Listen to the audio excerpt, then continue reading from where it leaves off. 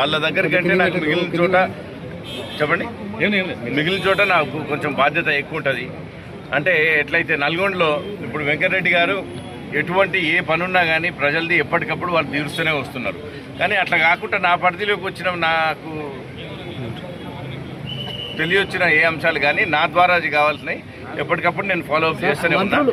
కానీ ఇది head quarters కాబట్టి హెడ్ క్వార్టర్స్ నుంచి ఇప్పటి నుంచి ఇక్కడ ఆఫీస్ పెట్టి ఒక పిఏ గారు ఉంటారు. ఇక్కడ నుంచి ఏం వెళ్తులు ఉన్నా కానీ, ఎందుకంటే అందరికి కూడా ఇది ముఖ్య కేంద్రం అవుతుంది కాబట్టి ఇక్కడ నుంచి కూడా ఏమున్నా కానీ ప్రజలకు అందుబాటులో ఉండాలని ఇప్పటి నుంచి జిల్లా మంత్రులు తమ నియోజకవర్గాన్ని అభివృద్ధి చేసుకుంటున్నారు, మాపై చిన్న చూపు చూస్తున్నారని నిన్న సీఎం సభ వేదికగా మీరు మాట్లాడారు.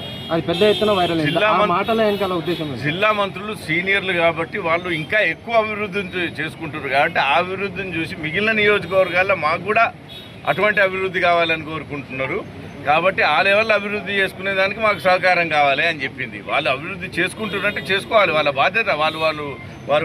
వాళ్ళ నియోజకవర్గానికి ఎమ్మెల్యేలు కూడా కాబట్టి వాళ్ళు చేసుకుంటున్నటువంటి అభివృద్ధి మాకు కూడా కావాలని మిగిలిన నియోజకవర్గాలైన సాగర్ కానీ, దేవరకొండ కానీ, సూర్యాపేట కానీ, మిర్యాలగూడ కానీ ప్రజలు కోరుకుంటున్నారు.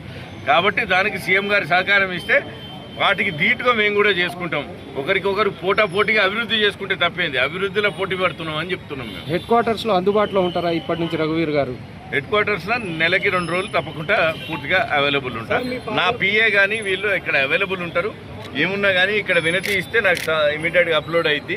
అది నా పరిధిలోకి వచ్చినా ఎవరి పరిధిలోకి వచ్చింది ఇమీడియట్గా మేము చేసి నేను కానీ మంత్రి గారికి కోఆర్డినేట్ చేసుకొని వాటిని రిజాల్వ్ చేస్తాం. మీ పార్లమెంట్ పరిధిలో సమస్యలకు సంబంధించి ముఖ్యమంత్రి గారి దృష్టికి తీసుకెళ్లారు, వాటిపైన ఎలాంటి స్పందన వచ్చే అవకాశం ఉంది? నా పార్లమెంటు నియోజకవర్గానికి సంబంధించి సమస్యలు కాదు, అభివృద్ధికి సంబంధించి నేను ముఖ్యమంత్రి గారి దృష్టికి తీసుకొని పోయినా తప్పకుండా అవన్నీ కూడా ఆందవే ఉన్నాయి. ఇప్పుడు మిర్యాలగూడ లిఫ్ట్లో ఏమున్నాయి, మిర్యాలగూడ లిఫ్ట్లు జరుగుతున్నాయి పనులు, కానీ రాష్ట్ర ఆర్థిక పరిస్థితి దృష్ట్యా కొంచెం స్లోగా పోతున్నాయి.